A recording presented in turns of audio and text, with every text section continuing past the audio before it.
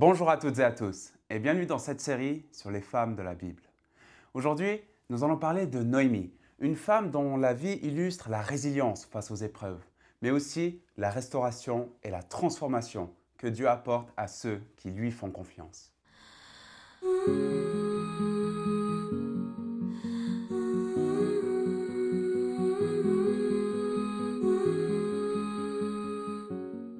Noémie est souvent perçue comme un personnage secondaire dans le livre de Ruth, mais son rôle est essentiel. Elle nous enseigne l'importance de la foi, même dans les moments de désespoir, et elle incarne la manière dont Dieu peut restaurer et bénir au-delà de nos attentes. L'histoire de Noémie commence dans un contexte difficile. Elle vit à Bethléem avec son mari Elimelech et leurs 2 fils. Une famine frappe la région et la famille décide de partir pour Moab, un pays étranger à la recherche de nourriture. Cette décision marque le début d'une période de grande épreuve pour Noémie. Pendant leur séjour à Moab, ses fils se marient avec des femmes moabites, Ruth et Orpa. Mais une série de tragédies frappe. Elimelech meurt, suivi plus tard par les 2 fils de Noémie. Elle se retrouve seule avec seulement ses 2 belles-filles.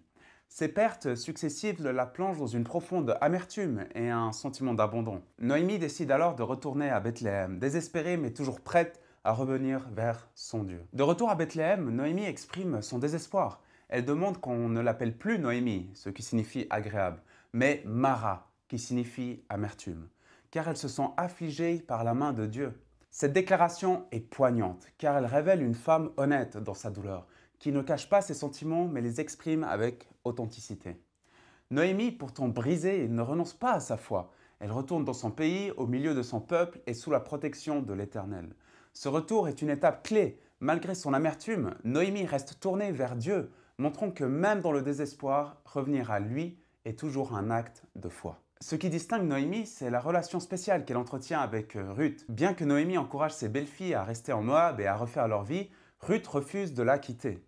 La fidélité de Ruth envers Noémie est exceptionnelle. Elle adopte non seulement Noémie comme sa famille, mais aussi son Dieu et son peuple. Noémie accepte donc Ruth avec une gratitude silencieuse et ensemble, elles commencent à reconstruire leur existence à Bethléem. Leur relation est un magnifique exemple d'amour, de loyauté et de soutien mutuel. Noémie, malgré ses pertes, devient un guide pour Ruth, l'aidant à naviguer dans un monde étranger. À Bethléem, Noémie joue un rôle stratégique dans la rencontre entre Ruth et Boaz, un parent de son défunt mari, Elimelech. Connaissant la loi du Lévira et les traditions d'Israël, Noémie guide Ruth avec sagesse, lui conseillant de glaner dans les champs de Boaz et plus tard de lui demander de remplir son rôle de rédempteur. Ce plan plein de sagesse et d'intuition montre que Noémie, bien que blessée par la vie, ne perd pas sa capacité à agir pour le bien de ceux qu'elle aime. Sa foi en l'Éternel est évidente dans sa confiance que Dieu pourvoira et son action proactive contribue directement à la restauration de Ruth et à la sécurité future de leur famille. Lorsque Boaz épouse Ruth, leur union est bénie par Dieu et Ruth donne naissance à Obed. Ce fils devient une source de joie et de restauration pour Noémie. Nous pouvons lire dans le livre de Ruth, au chapitre 4, verset 13, les femmes de Bethléem qui célèbrent cette naissance en disant « Béni soit l'Éternel qui ne t'a pas laissé manquer aujourd'hui d'une personne ayant le droit de rachat. Que son nom soit célébré en Israël. Cet enfant sera ton réconfort et le soutien de ta vieillesse, car ta belle-fille qui t'aime l'a mis au monde, elle qui vaut mieux pour toi que 7 fils. » Naomi prit l'enfant, le serra sur sa poitrine et l'éleva. Les voisines lui donnèrent un nom en disant « Un fils est né à Naomi ». Elles l'appelèrent Obed. Ce fut le père d'Isaïe, père de David. Noémie, autrefois amère et désespérée, retrouve la joie à travers cette nouvelle vie. Elle devient une nourrice pour Obed, qui sera le grand-père du roi David. Par cette bénédiction, Dieu montre qu'il peut transformer les pires pertes en bénédictions, restaurant bien au-delà de ce qui semblait possible. L'histoire de Noémie est une preuve vivante de la fidélité et de la miséricorde de Dieu. Alors, que pouvons-nous apprendre de Noémie aujourd'hui? Noémie nous enseigne que même dans les moments de douleur et de désespoir, il est possible de revenir à Dieu et de lui faire confiance pour la restauration.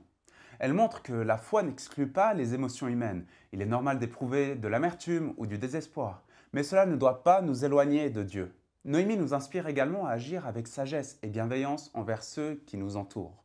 Son rôle de guide et de conseillère pour Ruth montre que même dans la douleur, nous pouvons être des instruments de bénédiction pour les autres. L'histoire de Noémie nous rappelle que Dieu est un Dieu de rédemption qui transforme nos souffrances en bénédictions et nous offre des espérances renouvelées. En conclusion, Noémie est une figure de résilience, de foi et de restauration. Elle nous enseigne que Dieu est toujours à l'œuvre, même dans nos moments les plus sombres, et qu'il peut transformer nos pertes en bénédictions.